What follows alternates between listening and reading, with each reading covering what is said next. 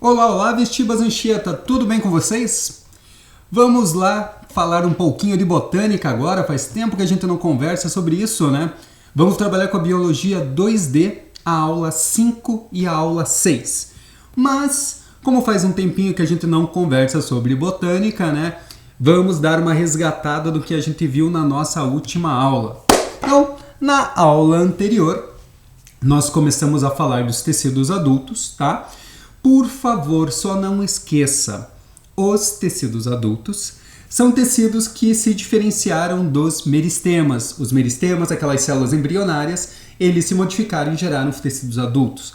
Como nós temos uma certa complexidade de tecidos adultos, tá? Nós dividimos eles em setores. O primeiro que nós vimos foram os tecidos de revestimento, que você vai ter aqui, neste caso, o tecido chamado epiderme, que era aquela camada unistratificada de células vivas, com todas as suas diferenciações, né? Pelos, papilas, acúleos, estômatos. E você vai ter o suber também. O suber já é o contrário da epiderme, é uma camada pluriestratificada de células mortas, né? Ele faz uma proteção mecânica, uma proteção térmica ali. Então, tecido de revestimento, epiderme viva, suber morto. Depois nós conversamos sobre o tecido de sustentação. Temos aqui o colênquima e o esclerênquima. Bem, o colênquima, ele é mais externo ao vegetal, ele pode conter plastos para auxiliar na fotossíntese, e o esclerênquima é mais interno. Então, o que você tem que olhar? Quando você tem um vegetal, por exemplo, uma árvore que chacoalha ao vento, o tecido de sustentação está ali segurando ela. Mas o fato dela chacoalhar mostra que ela tem um tecido de sustentação mais externo, colênquima, que ele é mais flexível. E lá dentro ela vai ter o esclerênquima, né, mais rígido um pouquinho, justamente para manter esse nível para esse vegetal não quebrar. O colênquima é um tecido vivo, não esqueça disso, enquanto o esclerênquima é um tecido morto, ok? Bem, depois demos sequência falando sobre os parênquimas, né, que eram células vivas que faziam uma certa reserva. Essas células, elas têm uma parede celular fininha para poder absorver bastante coisas, né? Nesse caso aqui nós temos alguns tipos de parênquimas. Os parênquimas podem ser clorofilianos, responsáveis pela fotossíntese, né? Muito abundantes nas folhas. Você tem o parênquima aquífero, aquele que vai guardar água. Pensa comigo, se uma planta guarda água, significa que no ambiente que ela vive não tem água. Ela não quer passar sede. Então, se ela guarda água, o ambiente que ela está é mais seco. Característica de plantas xerófitas. O parênquima aerífero, o nome está dizendo, são plantas que guardam ar. Essa planta guarda ar para ela poder flutuar. Uma vez que ela flutua, né, ela está no ambiente aquático. E o último parênquima é um parênquima de reserva, ele guarda coisinhas, principalmente o amido. O amido é uma substância de reserva das plantas. Então, nesse caso, os parênquimas são responsáveis por isso, ok? Bem, eu fiquei devendo para vocês alguns exercícios sobre esse tema, então a gente vai aproveitar agora e dar uma repassada neles, tá bom? Só para relembrar e para fazer a fixação, né, desse conteúdo. Primeiro exercício é o 3.10 da página 21, aula 3, Biologia 1D. Vindas da água, as plantas também enfrentaram muitas dificuldades na colonização do ambiente terrestre. Para reduzir a transpiração de folhas e caules, a qual poderia ser fatal, elas desenvolveram. Pessoal, para reduzir transpiração, o que é transpirar? Transpirar é a perda de água na forma gasosa. Uma vez que a planta perde água na forma gasosa, ela pode desidratar e teremos problema. O que a planta fez para ela evitar o excesso de transpiração? Ela criou uma camadinha de proteção. Nesse caso, o nome dessa camadinha aí, ó, são os tecidos condutores. Tecido condutor são aqueles que fazem a seiva bruta elaborada, né, percorrerem o corpo da planta. Estômatos são duas células, uma de frente para a outra, né, que elas controlam a entrada e a saída de ar, trocas gasosas, as células guarda. Não. Parede celular. Toda célula vegetal tem parede celular, não importa se ela é mais externa ou mais interna ao corpo da planta. Tecidos mecânicos, uau, tecidos mecânicos, tecidos que aguentam uma porrada, um choque, uma ação, também não. O que é? Cutícula. Cutícula é uma camada serosa, uma cera que está em cima da epiderme. O que ela faz? Ela evita o excesso de transpiração. Ela não impede a transpiração continua ocorrendo, mas ela é reduzida daí, tá bom? Então aqui no caso, ó, nós temos a epiderme, bonitinha, unistratificada, células vivas. E aqui você tem um contorno um pouquinho mais escuro, saca só? Esse contorninho mais escuro é a cutícula. Então, para esse exercício 3.10, vamos ficar com a letra E, ok? Próximo! Exercício 4.11, lá da sua página 29. Bem, analise as seguintes afirmativas sobre as angiospermas e indique a alternativa correta. 1. A periderme, presente em raízes e caules, apresenta 3 camadas: feloderma, ou feloderme, né? Felogênio e suber. Bem, peguei até um desenho para vocês aqui, ó. O suber, ele foi feito do felogênio, que é o meristema secundário. E esse felogênio, além de fazer o suber para fora, ele mandou para dentro a feloderme. A união de feloderme, felogênio e suber, esses 3 tecidos formam a periderme. Número 1, corretíssima. 2. O colênquima é formado por células mortas impregnadas de suberina. Tá estranho isso aí? Colênquima, tecido de sustentação. Ele é formado por células vivas, o colênquima é mais externo, ele pode ter plastos para ajudar na fotossíntese.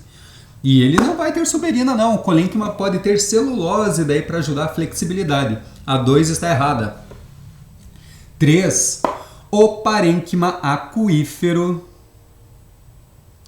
é encontrado em plantas aquáticas e armazena água. Muito útil, não? A planta já está na água, ela vai ficar armazenando água. Não faz sentido, galera. Parênquima aquífero, ele serve para a planta guardar água em ambientes secos, plantas xerófitas como, por exemplo, cactos. 3, errada. 4.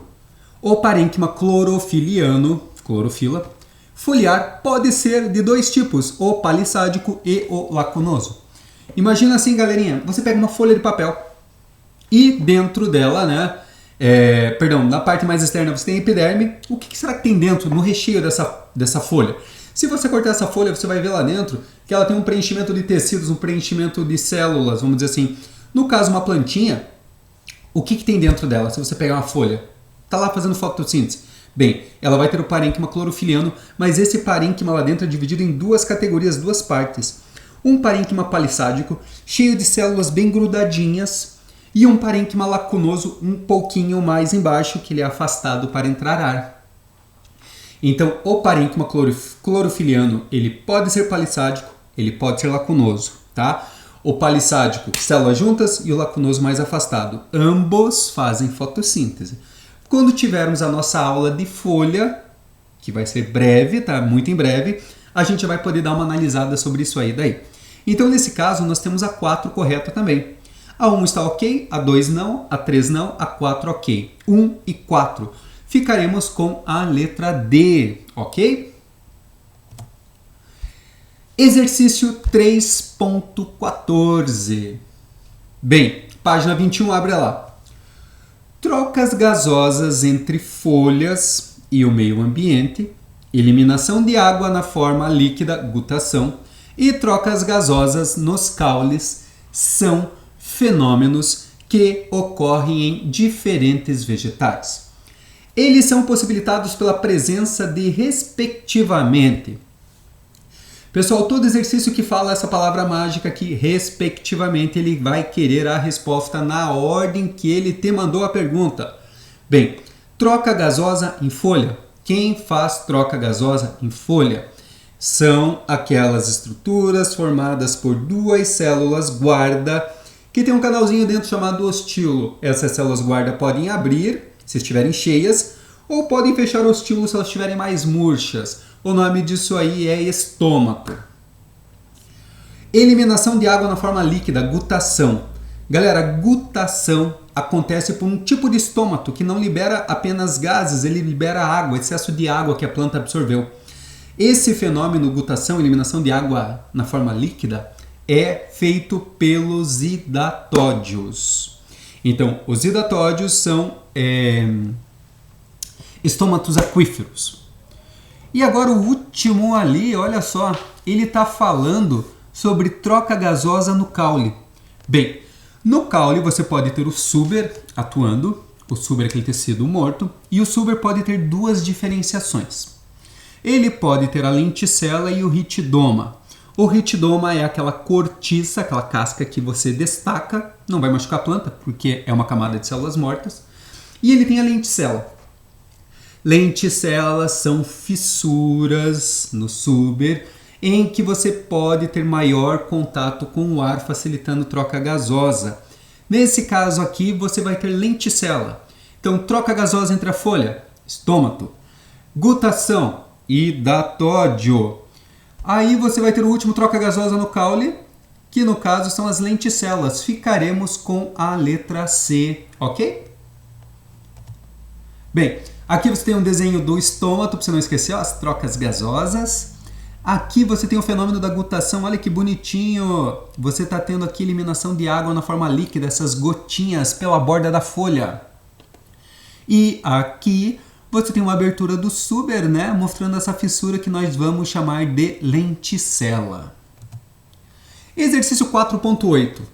Considerando os tecidos vegetais, relacione a coluna 1 com a coluna 2.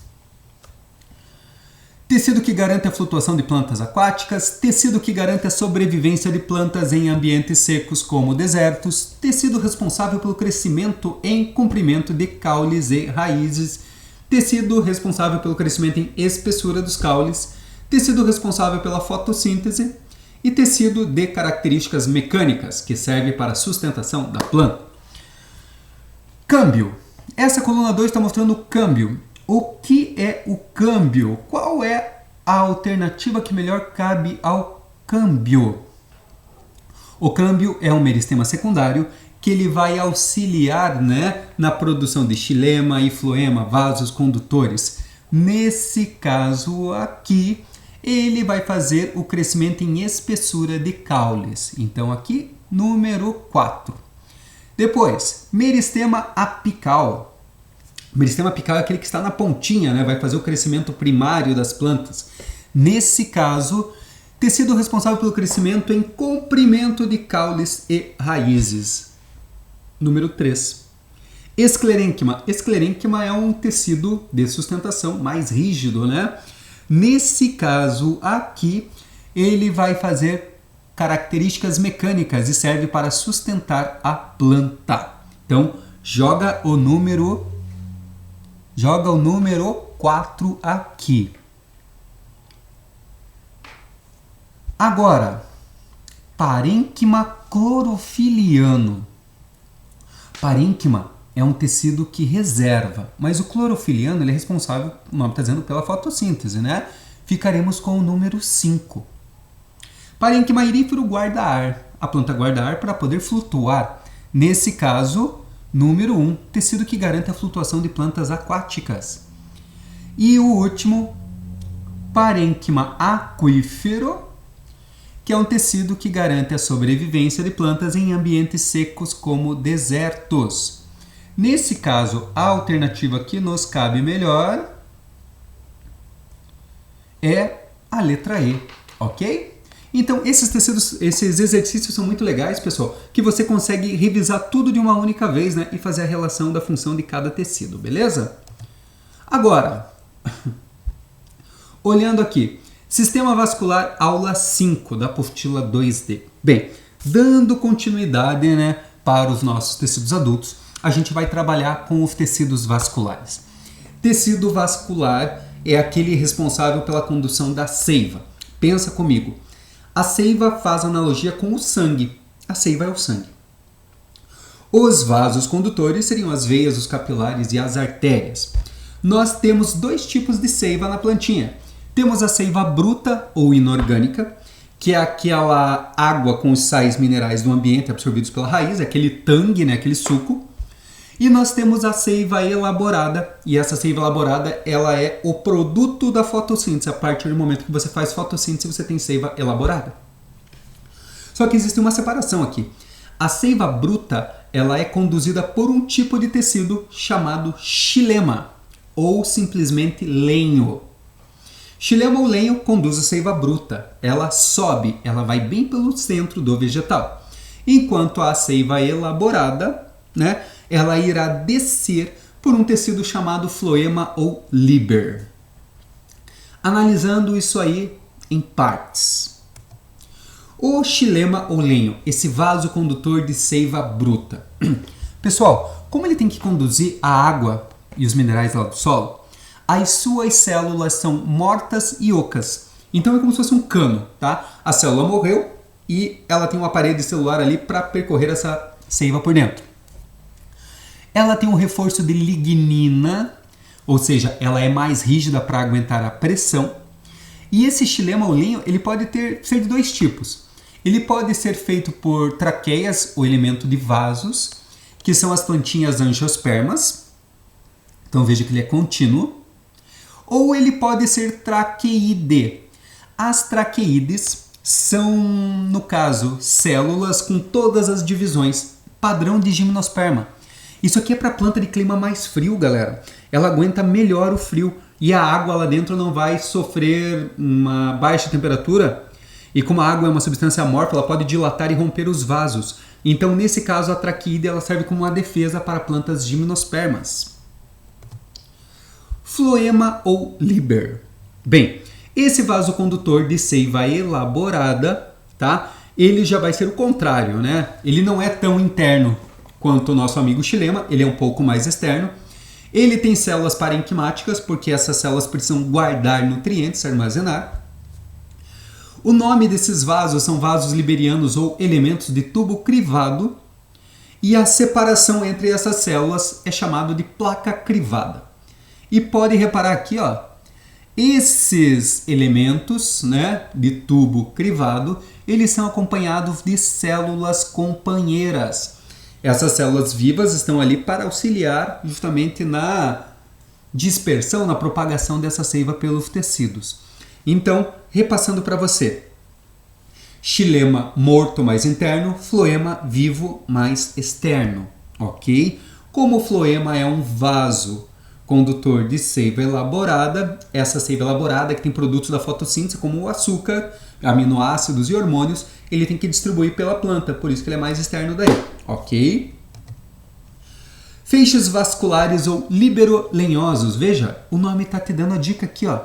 Liberlenha, liberolenhoso, significa que ele está aqui, ó, tanto com o floema quanto pelo xilema. Aqui é um corte de uma plantinha, tá?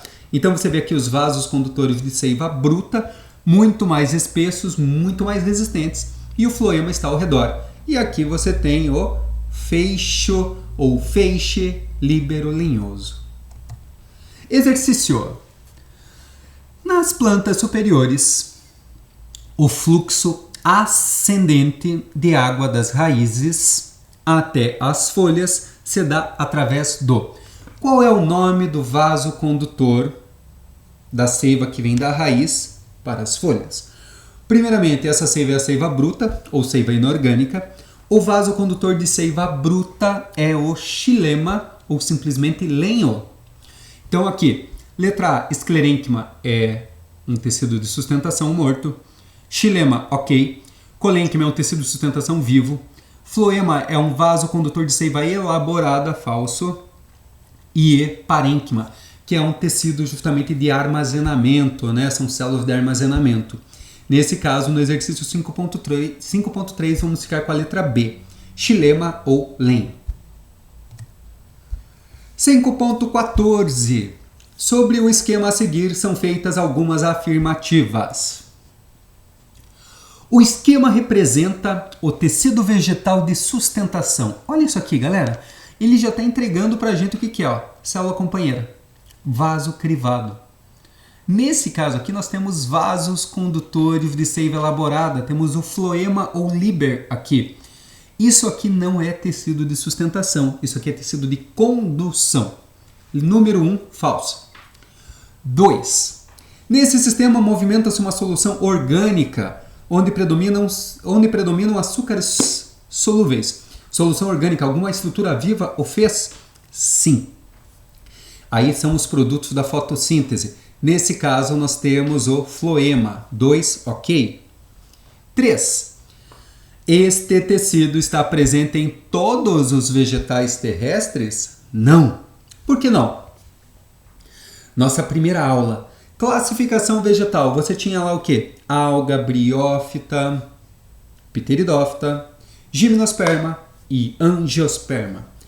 As pteridófitas foram as primeiras plantas com vasos condutores. As pteridófitas foram as primeiras plantas vasculares ou traqueófitas. O grupo anterior a elas, as briófitas, eram avasculares, elas não tinham vasos condutores. Então, ele não está presente em todos os vegetais terrestres. Número 3, falsa. 4. A movimentação de solução orgânica nesse sistema faz-se da região mais concentrada para a menos concentrada, certo? Por quê? A região mais concentrada é aquela que fez a seiva elaborada. Quem que faz bastante seiva elaborada? A região superior, as folhas, elas estão mais concentradas.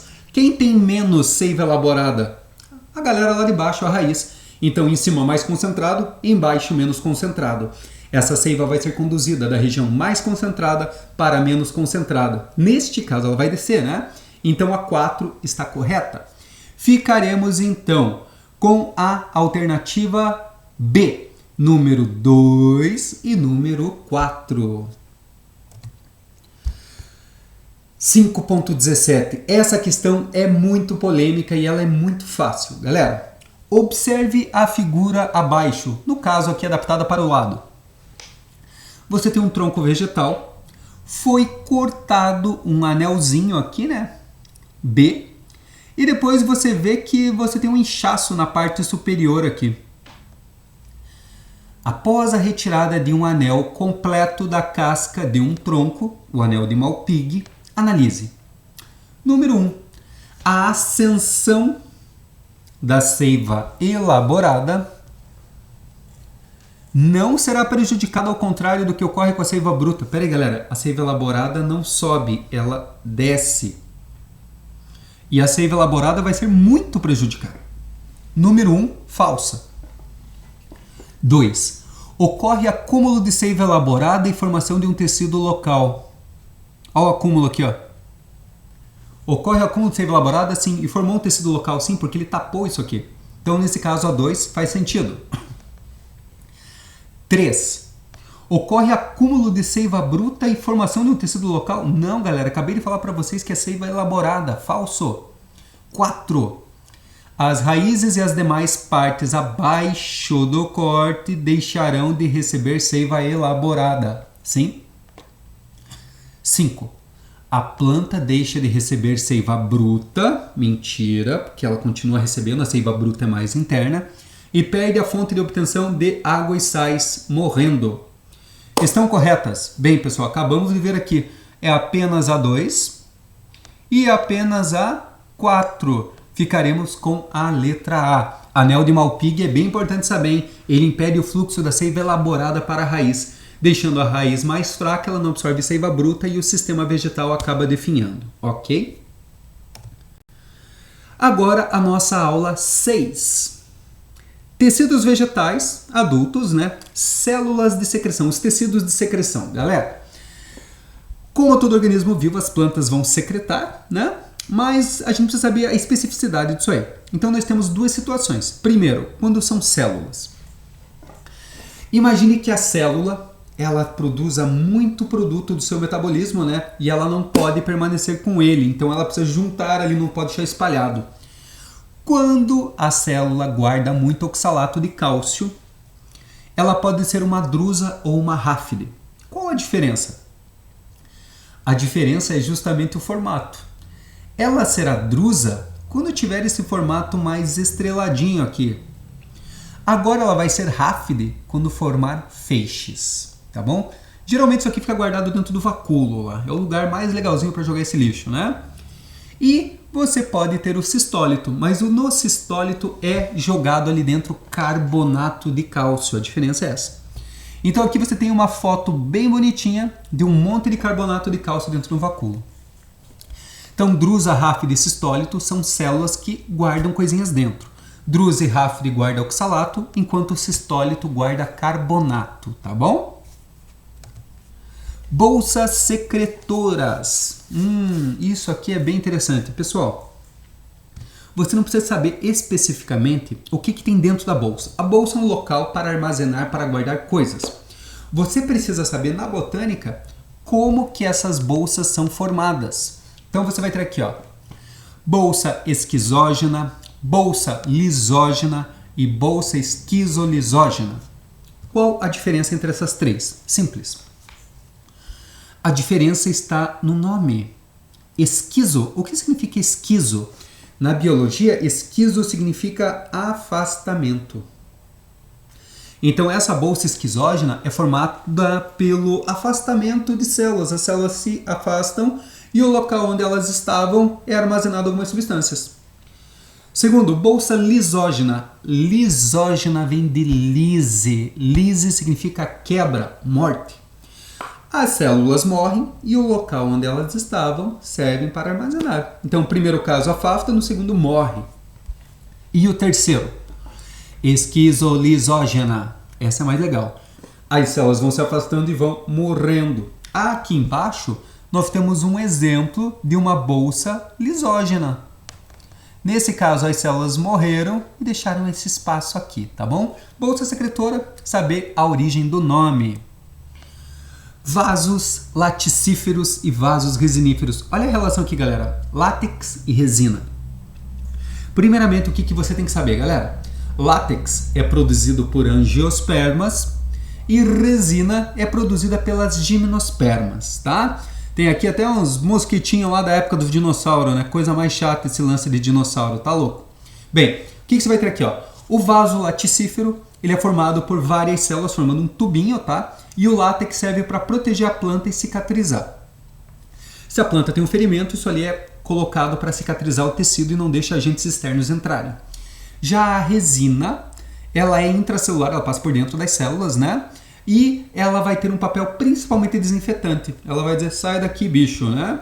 Então, látex, angiosperma, resina, gimnosperma.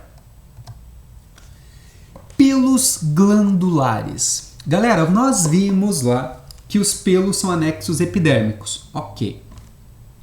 Mas, porém, os pelos eles podem produzir substâncias que vão auxiliar essa planta para liberar um odor específico no ambiente. Você sentiu o cheirinho de... Nossa, que cheiro de bosque, né?